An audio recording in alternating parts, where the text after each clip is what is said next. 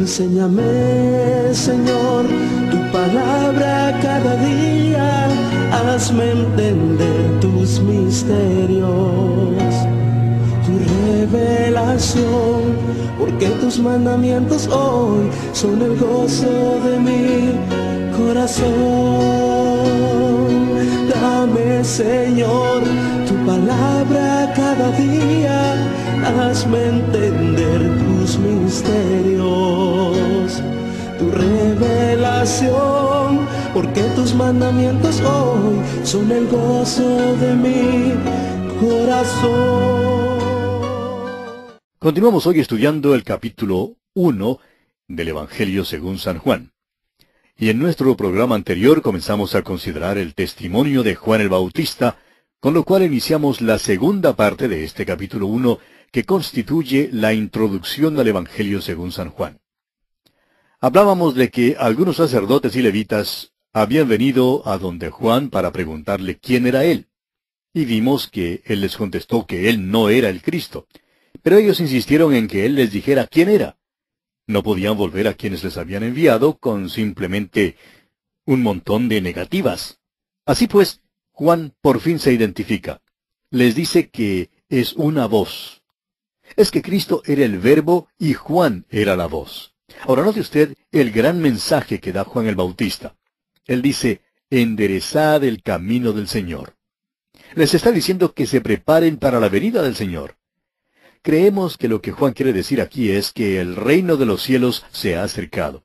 Es que se acercó en la persona del Rey. Y por eso les dice, enderezad. Esto equivaldría a decirles que quiten las cosas malas de sus vidas, que pongan sus vidas en orden. Cuando hacemos eso, amigo oyente, entonces tenemos comunión con Dios. El mismo apóstol Juan en su primera carta universal, capítulo 1, versículos 6 y 7, dice, si decimos que tenemos comunión con Él, y andamos en tinieblas, mentimos, y no practicamos la verdad.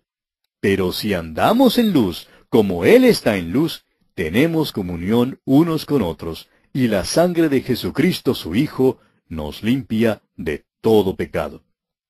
Y continúa aquí el apóstol Juan enseñándonos en los versículos siguientes, versículos 8 y 9 de su primera epístola, que necesitamos limpiar nuestras vidas mediante la confesión.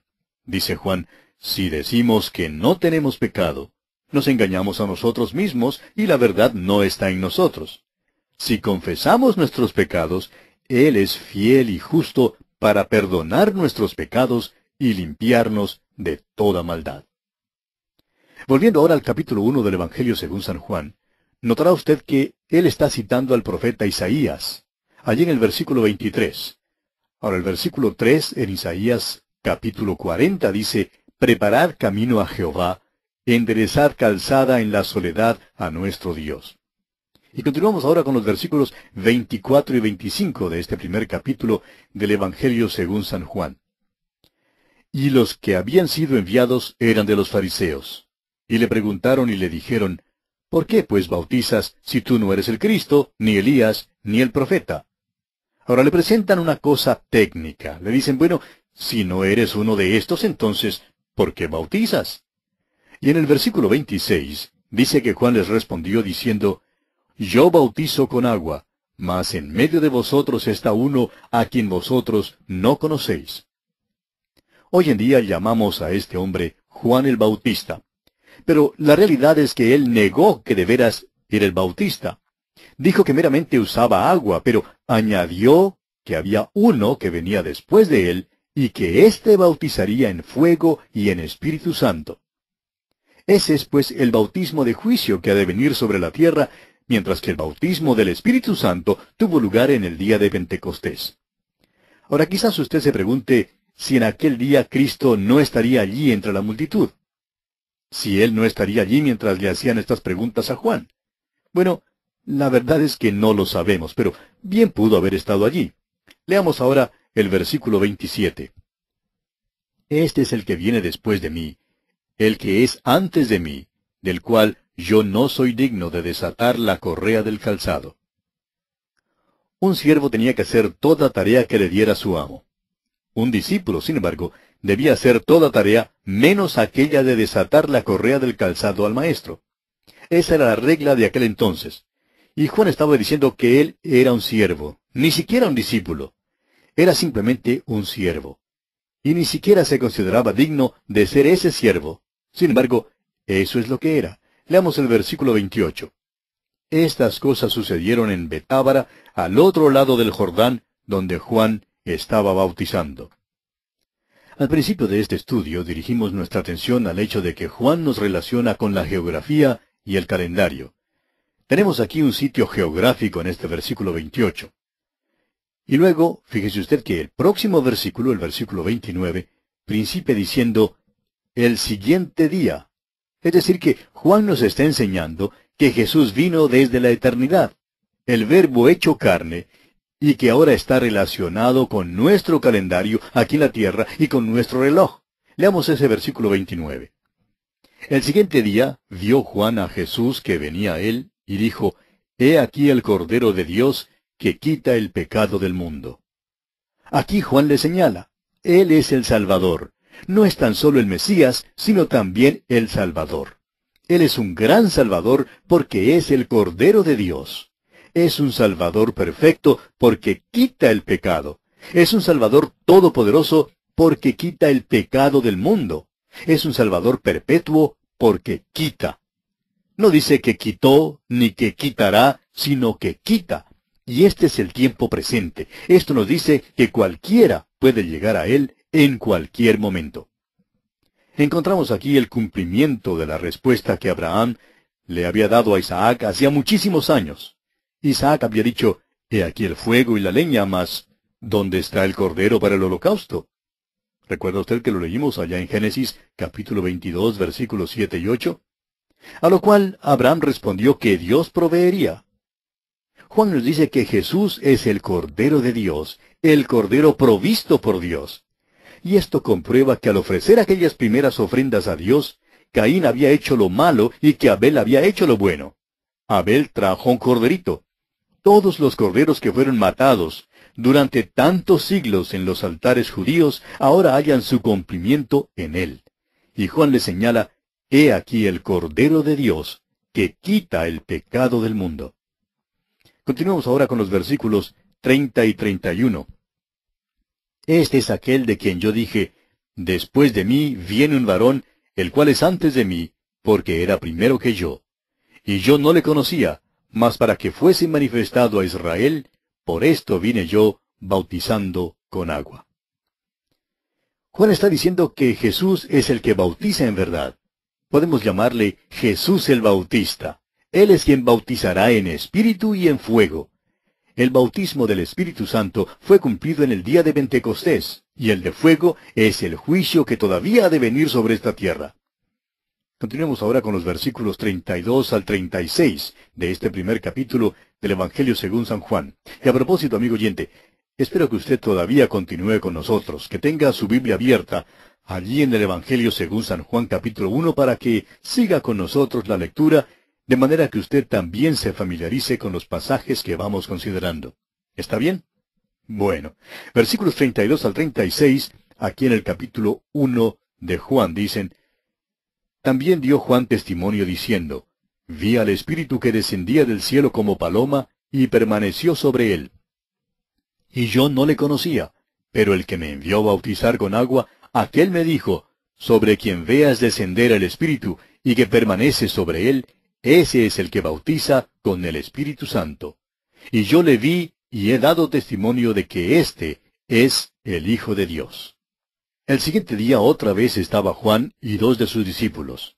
Y mirando a Jesús que andaba por allí, dijo, He aquí el Cordero de Dios. Desde mucho antes, Jesucristo ya era el Cordero de Dios que quita el pecado del mundo. Esto es en cuanto a la obra de Cristo. Ahora dice, He aquí el Cordero de Dios, es decir, Él es el Cordero en persona. Vemos que Juan bautizó a Jesús y que Jesús fue identificado por el Espíritu Santo. De modo que, al ver a Jesús caminando por allí, Juan dice, He aquí el Cordero de Dios. Y continuemos ahora con los versículos 37 al 39 y veamos el principio del ministerio de Jesús. Versículos 37 al 39 de este primer capítulo de Juan. Le oyeron hablar los dos discípulos y siguieron a Jesús. Y volviéndose Jesús y viendo que le seguían, les dijo, ¿qué buscáis? Ellos le dijeron, Rabí, que traducido es Maestro, ¿dónde moras? Les dijo, venid y ved. Fueron y vieron dónde moraba, y se quedaron con él aquel día, porque era como la hora 10. Hoy en día, Jesús le extiende a usted, amigo oyente, la misma invitación. Él le dice, venid y ved. Y el apóstol Pedro parece completar esta invitación cuando dice allá en su primera carta, capítulo 2, versículo 3, si es que habéis gustado la benignidad del Señor. Volviendo ahora al capítulo 1 del Evangelio según San Juan, note usted una vez más cuán específicamente se relaciona esto con el tiempo.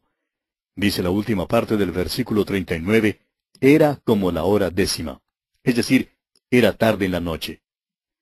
Uno de estos dos, que habían sido discípulos de Juan el Bautista, era Andrés, y lo primero que hace es buscar a su propio hermano Simón. Leamos los versículos 40 al 42 de este capítulo 1 de Juan. Andrés, hermano de Simón Pedro, era uno de los dos que habían oído a Juan y habían seguido a Jesús. Este halló primero a su hermano Simón y le dijo, hemos hallado al Mesías, que traducido es, el Cristo. Y le trajo a Jesús. Y mirándole Jesús dijo, tú eres Simón, hijo de Jonás. Tú serás llamado Cefas, que quiere decir Pedro. La distinción en el idioma castellano entre Pedro y piedra no refleja la fuerza del original arameo y griego, donde una misma palabra designa a la vez la firmeza que caracteriza a la roca y el nuevo nombre. Este hombre Simón era de carácter muy débil, pero nuestro Señor le dijo que sería una piedra. Y tal vez todo el mundo se rió allí ese día porque ninguno creía que Simón llegaría a ser el hombre fuerte que llegó a ser. ¿Quién creyera que este hombre se pararía en el día de Pentecostés para predicar ese poderoso sermón que inició la edad de la iglesia? Continuemos con los versículos 43 y 44. El siguiente día quiso Jesús ir a Galilea, y halló a Felipe y le dijo, sígueme. Y Felipe era de Betsaida, la ciudad de Andrés y Pedro. Betsaida está en el mar de Galilea. Sabemos que Pedro, Andrés y Felipe vivían allí y que eran pescadores. Continuemos ahora con los versículos 45 y 46. Felipe halló a Natanael y le dijo, hemos hallado a aquel de quien escribió Moisés en la ley, así como los profetas, a Jesús, el hijo de José de Nazaret. Natanael le dijo, ¿de Nazaret puede salir algo de bueno? Le dijo Felipe, ven y ve. Natanael, amigo oyente, es uno que presume ser sabio y aquí cree decir una agudeza.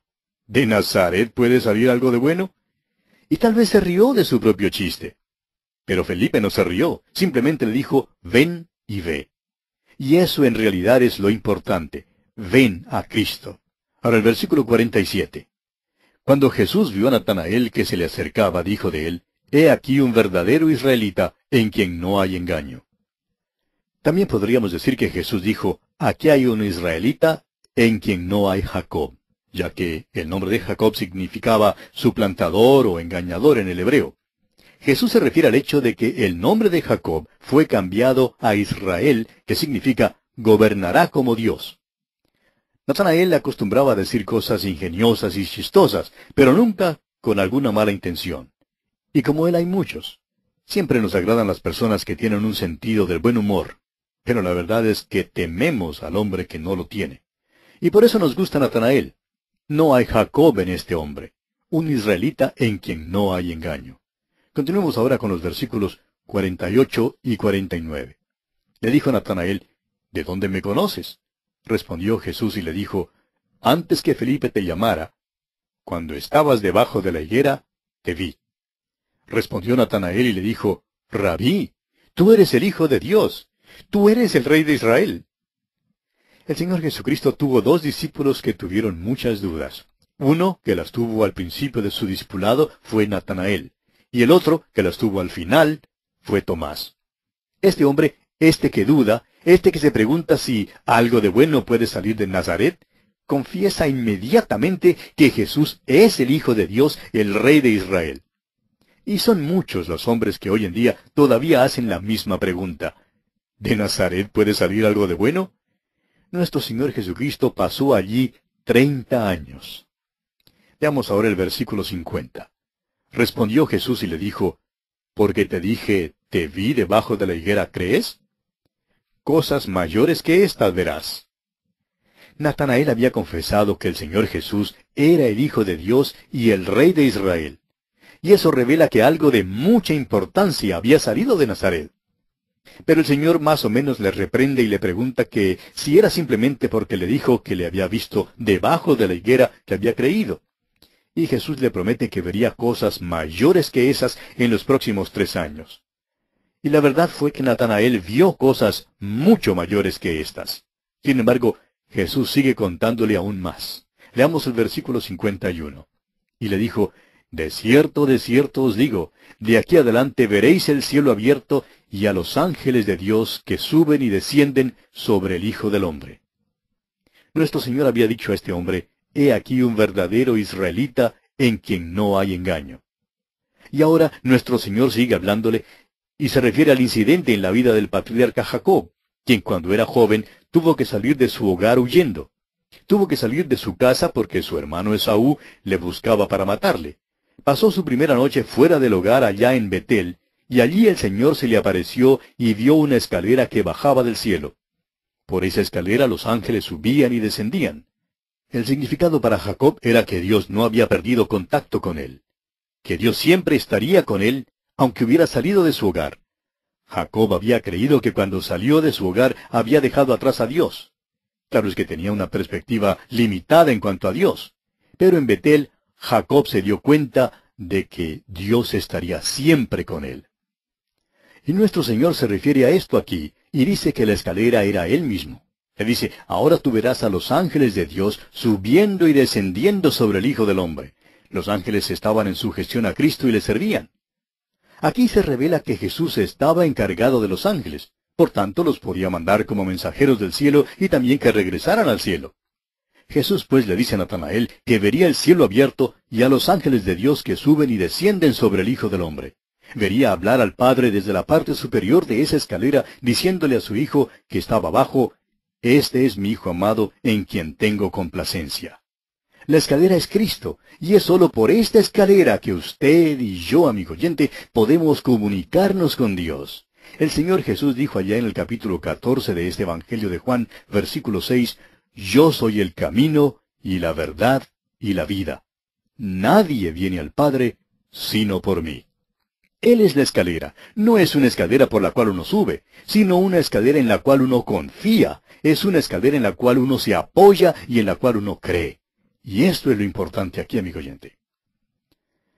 Y bien, así concluye nuestro estudio del capítulo 1 del Evangelio según San Juan. Al seguir nuestro estudio en el próximo capítulo, el capítulo 2, comenzaremos con la siguiente división mayor del Evangelio según San Juan. Los capítulos 2 hasta el 12 nos dan el testimonio de las obras y las palabras de Cristo. Le invitamos pues a acompañarnos mientras continuamos nuestro recorrido por el capítulo 2 de este Evangelio según San Juan. Enséñame, Señor, tu palabra cada día, hazme entender tus misterios, tu revelación, porque tus mandamientos hoy son el gozo de mi corazón. Dame, Señor, tu palabra cada día, hazme entender tus misterios, tu revelación, porque tus mandamientos hoy son el gozo de mi corazón.